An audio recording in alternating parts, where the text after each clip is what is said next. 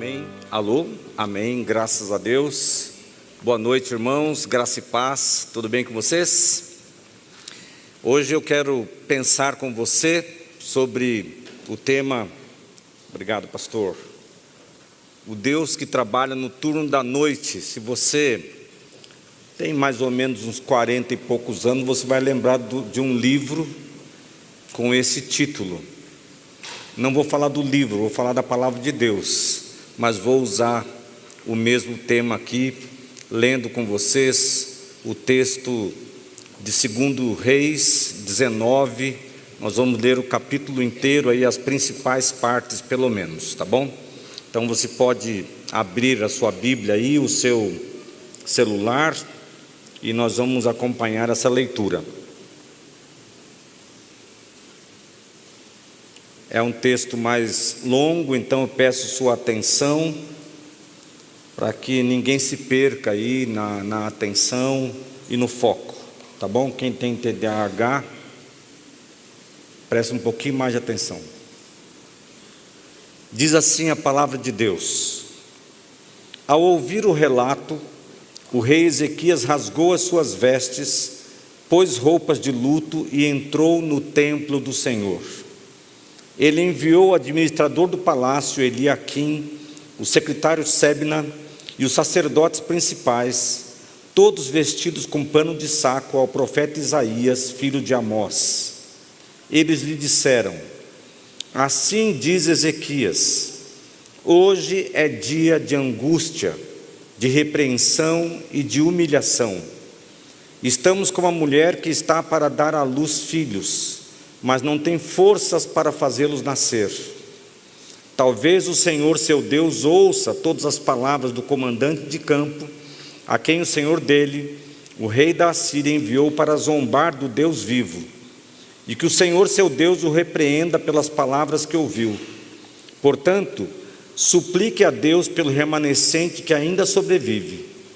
Quando os oficiais do rei Ezequias chegaram a Isaías, este lhes disse: digam a seu senhor, assim diz o Senhor, não tenha medo das palavras que você ouviu, das blasfêmias que os servos do rei da Assíria lançaram contra mim. Ouça, eu farei tomar a decisão de retornar ao seu próprio país quando ele ouvir certa notícia, e lá o farei morrer à espada. Agora versículo 14. Ezequias recebeu a carta das mãos dos mensageiros e a leu. Então subiu ao templo do Senhor e estendeu-a perante o Senhor. E Ezequias orou ao Senhor: Senhor, Deus de Israel, que reina em teu trono entre os querubins, só tu és Deus sobre todos os reinos da terra. Tu criastes os céus e a terra. Dá ouvido, Senhor, e vê. Ouve as palavras que Senaqueribe enviou para insultar o Deus vivo. Versículo 19. Agora, Senhor nosso Deus, salva-nos das mãos dele, para que todos os reinos da terra saibam que só tu, Senhor, és Deus. Versículo 32.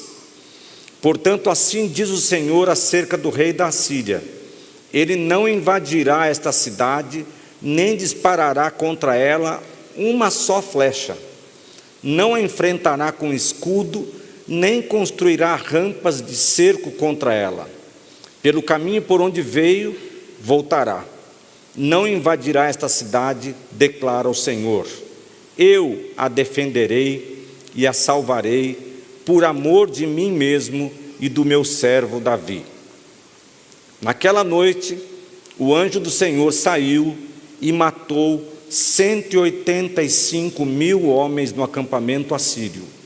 Quando o povo se levantou na manhã seguinte, o lugar estava repleto de cadáveres. Assim, Senaqueribe, rei da Assíria, desmontou o acampamento e foi embora. Voltou para Nínive e lá ficou. Certo dia, enquanto ele estava adorando no templo do seu deus Nisroque, seus filhos Adrameleque e Sarezer mataram-no à espada e fugiram para a terra de Ararate. Seu filho Esar-Adom foi o seu sucessor. Vamos orar mais uma vez? Senhor nosso Deus, diante da Tua palavra, ó Deus, nós nos curvamos, abrimos nosso coração, nossas mentes, focamos, ó Deus, a nossa atenção em Ti e nós suplicamos, ó Deus, nós queremos ouvir a Tua voz. Fala, Senhor, a cada coração aqui, de acordo com cada necessidade, é o que eu peço em nome de Jesus. Amém. Este é um dos textos mais impressionantes das Escrituras para mim.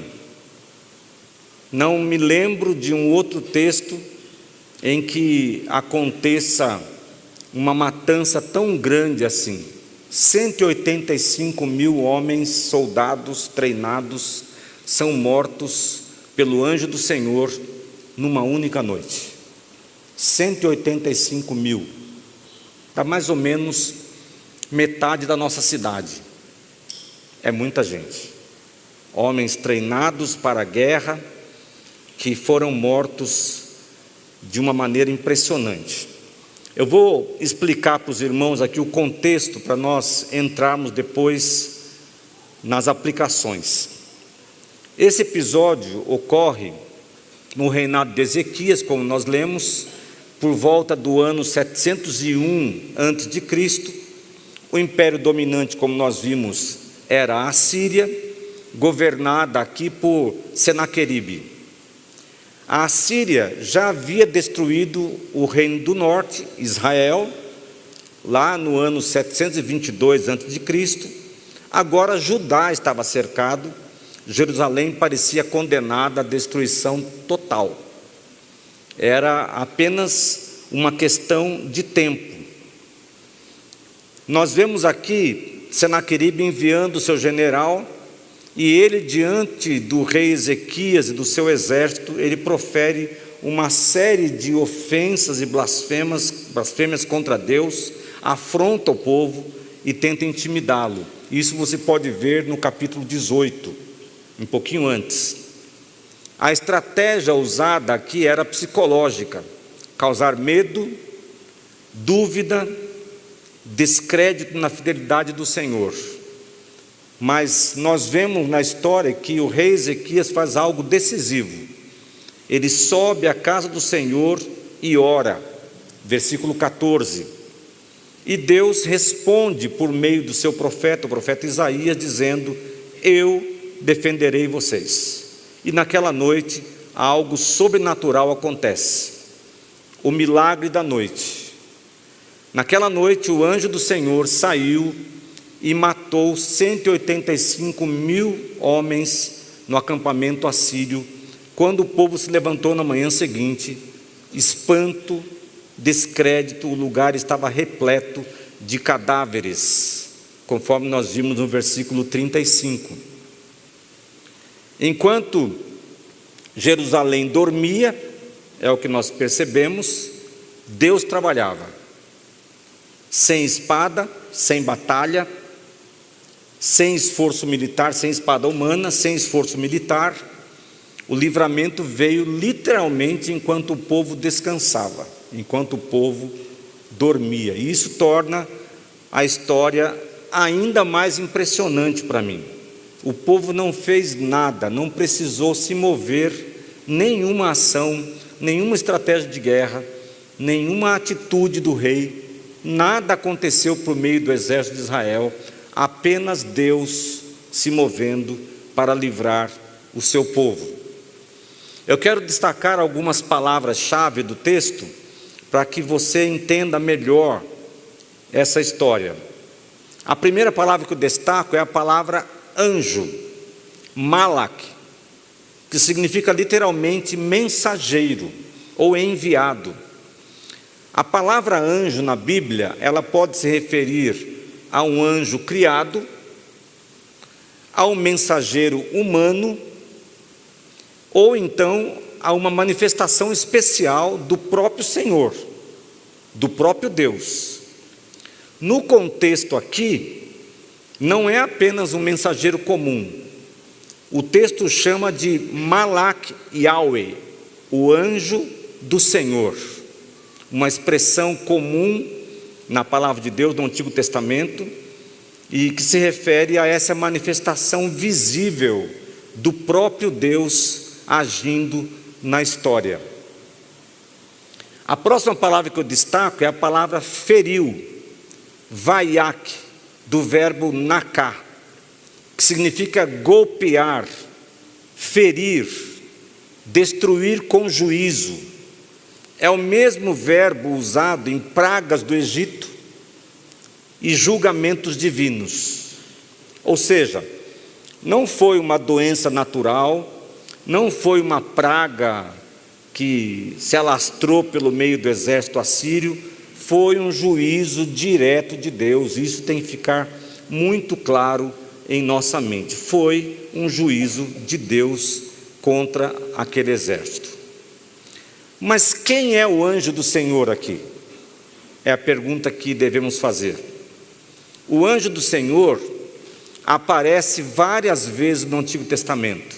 Ele apareceu, por exemplo, para Agar no deserto, Gênesis 16, para Abraão no sacrifício de Isaque, Gênesis 22, para Moisés diante da sarça ardente, Êxodo capítulo 3, para Gideão em Juízes capítulo 6. São aparições do anjo do Senhor.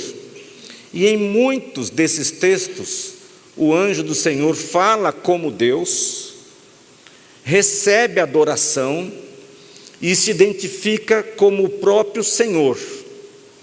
Por essa razão, por isso, muitos estudiosos veem aqui uma cristofania, que é uma manifestação pré-encarnada do próprio Cristo antes do seu nascimento em Belém.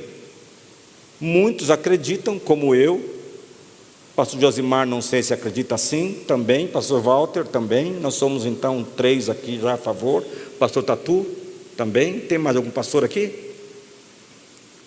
Então os pastores estão de acordo, e eu gosto de pensar nisto, porque isso torna o texto ainda mais grandioso, que aqui quem está presente é o próprio Cristo defendendo o seu povo. O próprio Cristo se manifestou como o anjo do Senhor e ele feriu então 185 mil soldados inimigos. Gente inimiga que odiava a Deus, odiava o povo de Deus, que blasfemava contra Deus. Algumas verdades poderosas que eu quero destacar aqui para você. Primeira, Deus não precisa da nossa força para fazer o milagre acontecer. Deus não precisa de nada, irmãos. Quando Deus quer fazer um milagre, Ele faz com a sua própria força, sem nós precisarmos. Aqui nós temos 185 mil soldados inimigos mortos em uma única noite, num único ato de Deus, para mostrar a grandiosidade da força do Senhor. Isso me lembrou o Salmo 20, versículo 7, que diz: uns confiam em carros, outros em cavalos, mas nós faremos menção do nome do nosso Deus. Eu me lembrei também de Davi diante de Golias, quando Davi diz: você vem a mim com espada, com lança e escudo, mas eu vou até você em nome do Senhor, o Deus dos exércitos. Ou seja, Davi tinha essa consciência de que a força de Deus é suficiente para que os grandes milagres aconteçam. Segunda verdade poderosa que eu destaco: Deus age quando o homem descansa. Note que o povo não levantou uma única espada. O exército estava dormindo, descansando literalmente. O rei Ezequias não negociou nenhum acordo de paz. Não houve resistência usando qualquer força. Eles apenas confiaram na palavra do Senhor, que disse: eu defenderei vocês. Vocês não precisam se preocupar com coisa alguma, porque eu lutarei por vocês. E aí eu me lembrei do Salmo 127, verso 2, que diz: inútil vos será levantar de madrugada, repousar tarde, comer o pão de dores, pois Ele, o Senhor, supre aos seus amados enquanto dormem. É inútil nós queremos resolver as coisas na nossa força. Nós só precisamos confiar no Senhor, porque Deus age enquanto nós dormimos. O nosso Deus trabalha no turno da noite.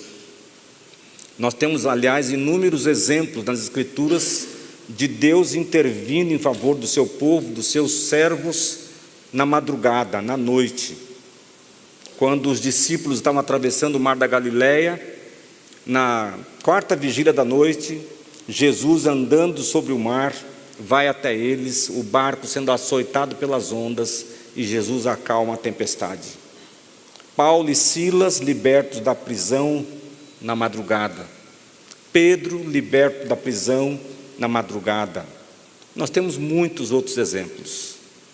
Me parece que Deus tem um prazer especial em agir enquanto nós dormimos, para que isso deixe claro que a glória da ação é apenas dele e não nossa.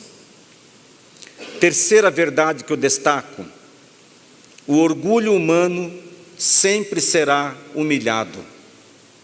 A Assíria aqui era a superpotência mundial, mas a Bíblia diz que Deus resiste aos soberbos. Eles não sabiam disso, mas aprenderam da pior maneira. Pouco tempo depois, Senaqueribe é assassinado por seus próprios filhos. Versículo 37. Isso me fez lembrar justamente o versículo 18 de Provérbios 16, que diz: o orgulho antecede a ruína, a soberba precede a queda. Sempre é assim, sempre é assim. O orgulhoso vai cair, é só uma questão de tempo. Então eu quero fazer algumas poucas aplicações, apenas 8, para abençoar a sua vida, para que você vá para casa com algumas lições no seu coração. Primeira aplicação para a sua vida: há batalhas que você não deve lutar. Você já enfrentou algo maior do que você? Era o caso aqui. O exército assírio era muito maior que o exército de Israel, muito mais poderoso, muito mais armado. Israel, pensando no aspecto bélico, não tinha a menor chance contra eles. O que é que você já enfrentou que era maior que você, ou que você está enfrentando? Uma grave crise financeira? É o seu caso? Uma enfermidade difícil? Uma perseguição lá no seu trabalho? Na sua escola? Uma luta familiar? Um problema grave na sua casa? Ou uma situação que eu não mencionei aqui, mas está entristecendo o seu coração? Lembre-se, algumas batalhas não são para você lutar, elas devem ser entregues ao Senhor. Eu creio que eu já contei aqui para os irmãos sabem que o meu filho mais velho, Leonel, ele está afastado da igreja, afastado do Senhor. E eu vou contar isso porque ele me autorizou a contar, tá bom? E isso já faz mais ou menos uns 2 anos que ele está afastado. Mas quando ele estava quase completando um ano longe da igreja, foi um daqueles dias que um grupo da igreja foi lá para São Paulo, na Missão Sena, e a Juliana foi com esse grupo. Então, era para ficar eu e o Guilherme em casa, mas aí nesse dia o Guilherme foi para a casa de um amigo da igreja. Eu nem lembro quem, eu acho que foi o Negre, eu acho que foi o Davi Negre, nesse dia. Então eu fiquei sozinho em casa, abandonado, irmãos. E aí me ocorreu a seguinte ideia: eu vou ligar para o Leonel e vou convidar ele para vir na igreja comigo. E eu liguei para ele na hora do almoço, falei: filho, faz tanto tempo que você não ouve o papai pregar, você não quer ir na igreja comigo hoje? Eu estou sozinho aqui em casa, a mãe está em São Paulo, o Guilherme não está aqui. Ele falou assim: eu vou, pai, só que você precisa vir me buscar. Eu falei: eu vou. Onde você está? Ah, eu estou numa chácara aqui para frente do Pau Queimado. Eu falei: manda a localização para mim. Ele mandou, irmãos, dava 45 minutos até lá. Eu achei que era outra cidade, até tanta volta que dava. Aí eu saí com bastante antecedência e fui para lá com GPS, né? E andei. Cheguei lá na frente, falei: filho, eu estou aqui na frente. Ele falou: não, pai, você não está. Porque eu estou aqui na frente da chácara, é um lugar assim aberto, e você não está aqui. Eu estava no lugar errado, irmão, o GPS errou. Eu falei: essa miséria nunca falhou comigo, vai falhar hoje, né? Eu falei: tá bom, filho, então você vai me ajudando aqui por telefone, e eu vou tentando te encontrar. Aí eu andei, entrei em canavial, encontrei gente da igreja no caminho, um monte de chácara, lugar que eu nunca vi na vida. E no final das contas, irmãos, o tempo passou, chegou a hora de voltar para o culto, e eu não encontrei. Aí eu falei assim: filho, não vai dar tempo, eu preciso voltar para a igreja. Ele falou assim: ah, pai, outro dia eu vou. E demorou para ele vir. Ele veio um dia num culto, mas um culto só, e depois não veio mais. E eu voltei para a igreja naquele dia arrebentado e bravo com Deus, falando: Senhor, o menino queria ir no culto, o GPS nunca errou comigo, vai errar hoje. O Senhor não ouviu minha oração? E vim para a igreja chorando. Eu parei 3 vezes no caminho para secar as lágrimas, pensando assim: eu não posso chegar assim lá. O que os irmãos vão pensar? Eu ia pregar aquela noite. Só que na última vez que eu parei, eu fui secar as lágrimas e comecei a orar, e eu senti Deus falando assim: mas você acha que eu preciso de um GPS para achar o coração do teu filho? E pior, você acha que ele vai voltar para mim por causa de um sermãozinho seu? Eu falei: já entendi, Senhor, não é na minha força. E a partir de então, eu descansei, porque eu entendi que essa luta não é minha, é do Senhor. Qual é a sua luta que você precisa entregar? Às vezes, a gente se agarra a algumas coisas como se a gente pudesse fazer alguma coisa, e a gente não tem esse poder. Deus tem, nós não. Nós precisamos aprender a entregar e apenas confiar. Segunda aplicação para a sua vida, preste atenção: a oração sempre precede um milagre. Antes da vitória, Ezequias orou. Então o profeta Isaías profetizou, e Deus decretou a vitória do seu povo. Ou seja, o milagre da noite nasce na oração do dia. Você pode inverter e dizer que o milagre do dia nasce na oração da noite também. Mas a oração sempre vem antes do milagre. Você busca Deus, você clama ao Senhor, e então o milagre acontece. Então, um apelo para você: não deixe de orar pelo seu milagre. A sua oração é a sua ação mais poderosa, porque quando você ora, você entrega para Deus, e aí o céu se move por você. Lembre-se, o nosso Deus continua respondendo orações. Ele tem prazer em nos abençoar. Quando você ora de coração sincero, crendo de todo o seu coração, Ele escuta e Ele te responde. Na hora certa, o milagre vai acontecer. Então, não desista de orar. Ah, mas faz muito tempo que eu oro e nada acontece. Não desista de orar. O milagre pode estar para acontecer. Não pare de orar, seja qual for o seu motivo. Terceira lição para a sua vida: Deus trabalha de modo invisível muitas vezes.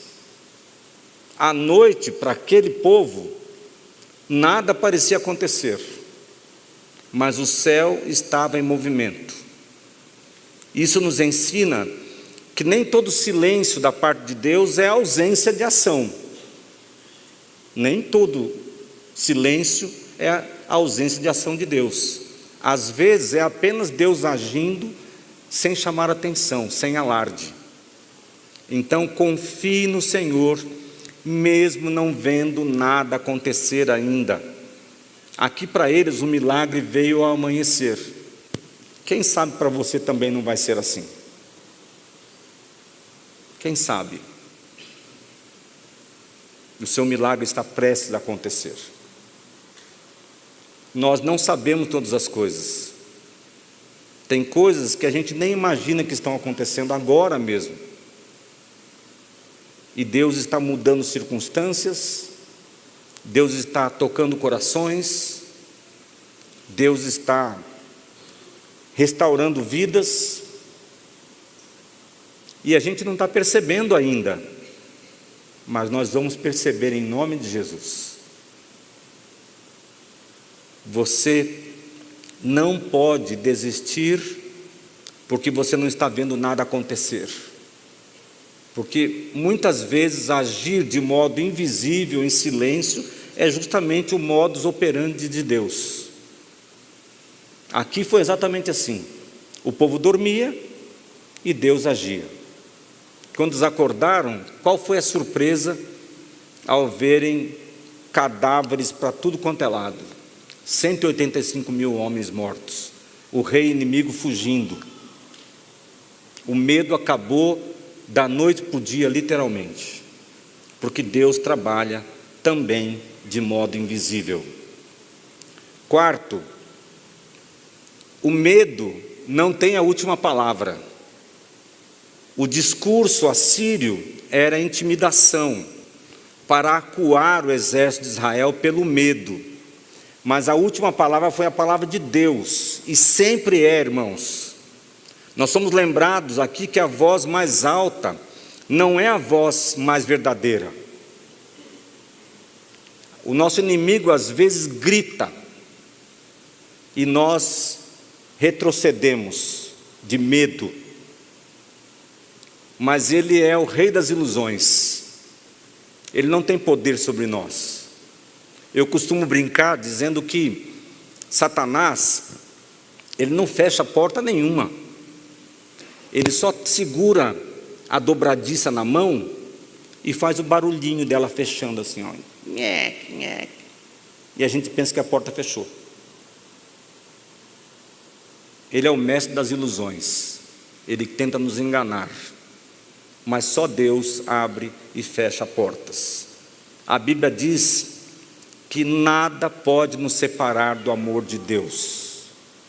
O diabo pode fazer o que ele quiser, ele pode estribuchar, mas nada pode nos separar do amor de Deus que está em Cristo Jesus, nosso Senhor. Nada, nada. Nem altura, nem profundidade, nem principados, nem potestades, nem outra criatura baixo do céu, Nada, irmãos, pode nos separar do amor de Deus. Ou seja, quando Deus estende a sua mão, quando Deus fala que algo vai acontecer, nada pode impedir o agir de Deus. Por isso o medo não pode ter a última palavra. Você já percebeu que quando nós estamos com medo, as coisas pioram? Não sei se você já sentiu medo de alguma coisa. A Juliana, ela é muito corajosa. Ela só tem medo de algumas coisas assim. Eu posso fazer uma lista aqui e ficar falando até amanhã para vocês. Ela tem medo de altura, por exemplo. Ela tem medo de brinquedos muito rápidos nos parques. Então ela jamais vai pular de paraquedas. A Vanessa tem medo de avião, né? E quando é de noite, é pior, não é? Quando escurece, piora a situação. Só que a Bíblia mostra algo diferente aqui, porque Deus age de noite. Então, quando a gente deixa a verdade de Deus encher a nossa mente e o nosso coração, o medo vai embora. O medo vai embora. Hoje eu estava conversando com a Ju, que eu postei esses dias falando que eu estou com câncer. E na verdade, irmãos, é um câncer que está no início. 2 pontinhos de câncer na próstata, eu vou precisar tirar a próstata. A cirurgia a princípio está marcada para sexta-feira. E eu estou numa conversa aí, porque saiu uma lei que a partir de abril o plano de saúde é obrigado a cobrir integralmente a cirurgia. Então eu não sei se eu espero, se eu não espero. Vamos ver o que vai acontecer, né? Mas algumas pessoas me mandaram mensagens apavoradas. E eu falei assim para a Ju, por que eu não estou com medo assim? Falei, você está com medo? Ela falou, também não. Por quê? Não é que eu ache que eu estou curado e que vai operar e vai ficar tudo bem, 100%, não tem sequela, não tem metástase, não tem nada. Eu não sei essas coisas. Eu não sei. Mas eu sei que Deus está comigo. E isso é suficiente para mim. E isso me fez lembrar que há mais ou menos 30 anos, a minha mãe, que já é falecida, ela teve câncer pela primeira vez. Ela teve 6 episódios de câncer. Durante 28 anos, ela viveu. O primeiro câncer que ela teve era do tamanho de uma laranja, no seio. Ela precisou tirar, fazer quimioterapia, radioterapia. Naquele tempo era tudo muito mais difícil. Mas eu me lembro, como se fosse hoje, que mamãe e papai chamaram a todos nós, os 4 filhos, lá no quarto deles, numa casa que a gente morava ali no bairro São Dimas. E eu me lembro que papai tinha um órgão que ele ensaiava, porque ele tocava na igreja. E nós ficamos ali ao redor daquele órgão, que tinha aqueles pedais, sabe? Aquele órgão que vai pedalando assim. E aí então, eles nos contaram que mamãe estava com câncer. Nós choramos, nós nos abraçamos, nós oramos, e depois eu perguntei assim, mamãe, está tudo bem? Ela falou assim para mim, filho, eu já falei com Jesus, está tudo bem. E eu aprendi que nós devemos ser assim, irmãos. A fé da minha mãe foi algo que me marcou profundamente. E eu entendi que nós, cristãos, nós não podemos viver esmagados pelo medo, porque nós temos um Deus que é maior do que tudo. Nós não precisamos temer mal algum, porque Ele está conosco. 5, quinta aplicação para a sua vida. Podemos dormir e descansar o coração. Se Deus está de pé, você pode deitar, pois Ele cuida dos seus enquanto dormem. Descansar é também um ato de fé, porque quando você confia em Deus, então você consegue realmente descansar. A mente desassossegada não dorme. Se você está aflito com alguma coisa, você consegue dormir? Não consegue. Nós dormimos quando nosso coração está em paz. É ou não é? Portanto, quando você deposita a sua confiança no Senhor, você consegue descansar, aconteça o que acontecer. E quando você fizer assim, Deus se alegrará de você e terá prazer em realizar o seu milagre. Deus nos abençoa dessa maneira. Você pode descansar. Se você confiar no Senhor, se você entregar e você confiar, você vai descansar. 6ª aplicação para a sua vida. O milagre pode vir de maneira inesperada. Eles esperavam uma duríssima batalha, mas receberam uma vitória milagrosa. Isso porque Deus não age de acordo com os nossos planos ou expectativas, mas de acordo com a sua soberana vontade. Portanto, não perca sua confiança das maravilhosas surpresas do Senhor. Eu vou contar algo aqui. Quem está aqui na igreja há mais de 15 anos? Levanta a mão para eu ver aí. Então, acredito que você vai lembrar disso.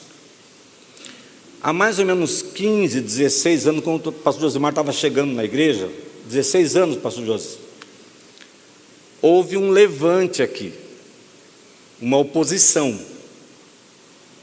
Um grupo de irmãos se levantou, se opondo contra mim, contra a vinda do pastor Josimar para cá. Eu não vou entrar em detalhes aqui, mas a coisa foi feia, irmãos. Foi feia, baixa. E eu me lembro que eu era ainda inexperiente, sozinho como pastor. Eu estava há pouco tempo ainda, o pastor Josimar chegando, o pastor Marcelo chegando logo na sequência. Não tinha muita experiência. A única coisa que eu fazia era preparar meu coração para cada reunião e para cada assembleia que a gente tinha. E aí, nas assembleias, esse grupo, mais ou menos uns 20 irmãos, se exaltava, levantava a voz, apontava o dedo, e eu, com a maior calma do mundo, eu falava: obrigado por sua palavra, irmão. Mais alguém quer falar? E aí, eles estribuchavam de ódio. Mas eu me lembro que só a Juliana e eu e Deus sabemos o quanto isso afetou a nossa vida lá na nossa casa. Que cada vez que o telefone tocava, o meu coração gelava. Eu me lembro de uma reunião em que a coisa estava pegando fogo, a discussão, e era cada coisa, irmãos, assim, por umas bobagens, umas besteiras, por questões financeiras. Assim, um irmão entrou na comissão de exame de contas que tinha na época, e ele queria ver todas as notas fiscais. Então ele começou a questionar a compra de um bolo de R$12 na padaria. Dessas coisas assim. E eu me lembro que quando a coisa estava no seu pior momento, numa assembleia do tipo que as pessoas falando e fazendo perguntas, o pastor Josimar até, esse grupo passando bilhetes por baixo das cadeiras, imagine a situação, para que outros fizessem perguntas, e tudo esquematizado já. Na última assembleia que teve, a falecida irmã Esther Purens, uma querida de Deus, ela pediu a palavra, e ela falou durante uns 10 minutos. Irmãos, sabe esses momentos em que parece que abre um buraco no céu e desce uma luz sobre uma pessoa? E essa irmã falou, e esses irmãos não tiveram coragem de falar mais nada. A última palavra que eu ouvi, quando a assembleia encerrou, a igreja se levantou, aplaudindo, em alegria, foi que um dos líderes desse grupo veio até mim, pelo corredor aqui, e falou assim para mim: pastor, agora acabou tudo. E todos eles saíram da igreja. A mão de Deus pesou sobre eles, de uma forma assim também impressionante. Mas eu fiquei muito impressionado com a maneira que Deus usou para terminar essa história. Porque eu imaginava tudo, menos essa maneira. E isso me ensinou que Deus faz isso. Deus age de maneiras que nós não esperamos muitas vezes. Deus coloca pessoas no caminho, Deus muda circunstâncias, Deus abre e fecha portas. E quando nós não esperamos que algo aconteça, acontece de um jeito completamente inesperado, que nos deixa surpresos. Assim é o nosso Deus. Sétima lição para a sua vida: o Cristo do Antigo Testamento é o mesmo de hoje. Ele é o mesmo Deus Todo-Poderoso que luta pelo seu povo. Quando nós entregamos a luta para Ele, a vitória é certa, porque o nosso Deus não perde batalhas. Por isso, Cristo deve ser engrandecido sempre. Não há inimigo capaz de vencer o nosso Deus, nem batalha difícil para Ele. Nenhuma. Aqui, nessa intervenção de Deus, de Cristo, nós aprendemos que a glória é dele e não nossa. Ele é o mesmo ontem, hoje e eternamente. O mesmo Deus que livrou o povo de Israel lá, pode também livrar você. E 8, Deus age por amor ao seu próprio nome. Ele disse isso no texto: por amor ao meu nome e amor do meu servo Davi. Ou seja, a promessa que ele fez a Davi. Ao contrário, então, do que a mentalidade evangélica distorcida do nosso tempo diz, nós não somos o centro das prioridades de Deus. Você não é a última bolacha do pacote de Deus. Você não é o alecrim dourado de Jesus. Não é. Nós não somos.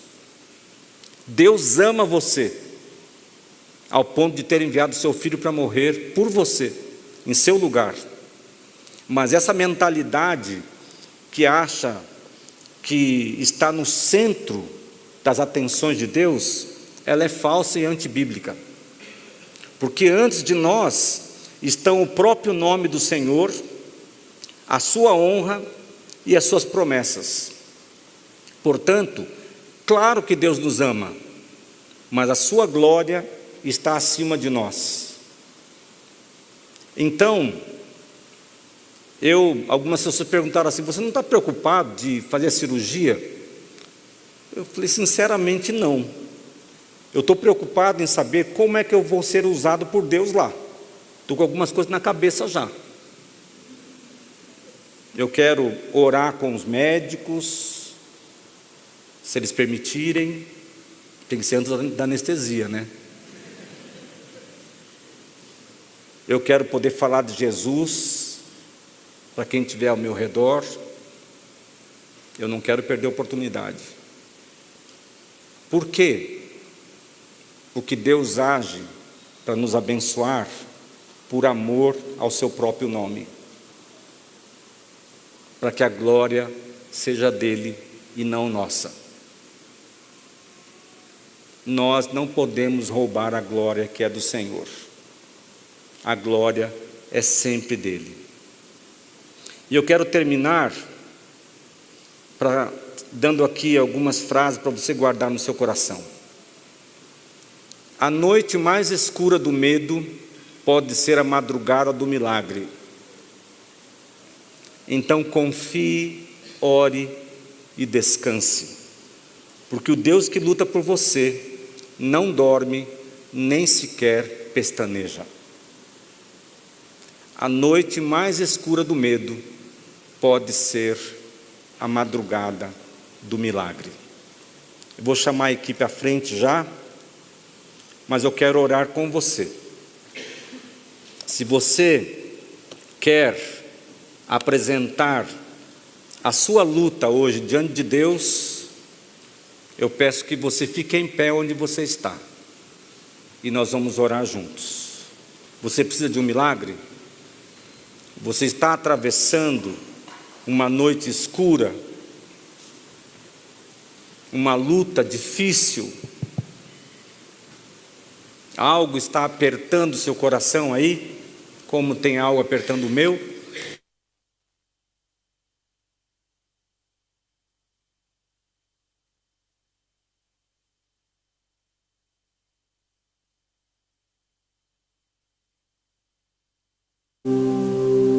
Alô?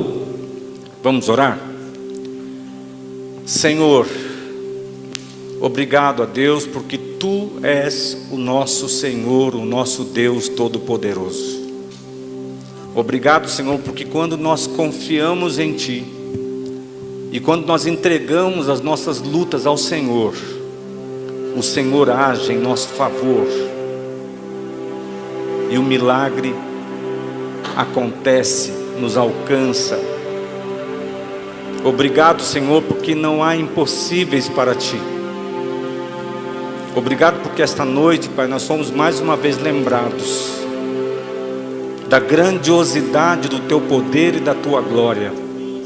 Louvado seja o Teu nome, ó Senhor. Eu apresento ao Senhor, ó Deus, as minhas lutas e as lutas de todos os meus irmãos aqui e daqueles que estão em suas casas acompanhando também. Senhor, tenha misericórdia de nós, Pai.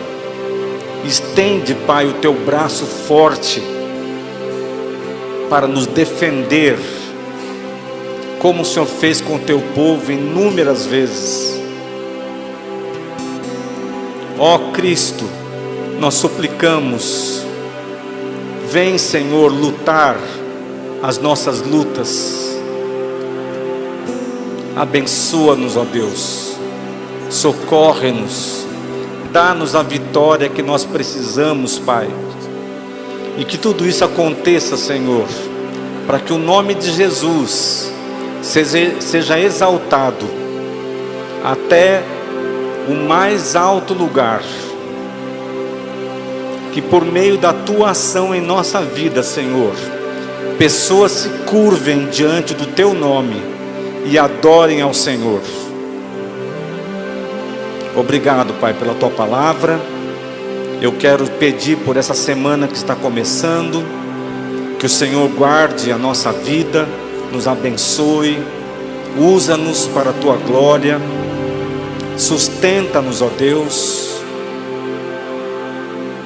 E Senhor, nós já te agradecemos por tudo que o Senhor ainda fará, mesmo, ó Deus, que nós ainda não vejamos, nós já te agradecemos, porque nós cremos, Pai, que o Senhor é o Deus que trabalha no turno da noite. Dá-nos o descanso que nós precisamos, que a gente tenha, Pai, a bênção de deitar a nossa cabeça no travesseiro e descansar verdadeiramente, confiando em Ti. E que ao acordarmos, nós tenhamos a alegria de ver os Teus milagres acontecendo. Para a Tua honra e para a Tua glória, é o que nós pedimos em nome de Jesus. Amém. Vamos cantar essa última canção, depois dela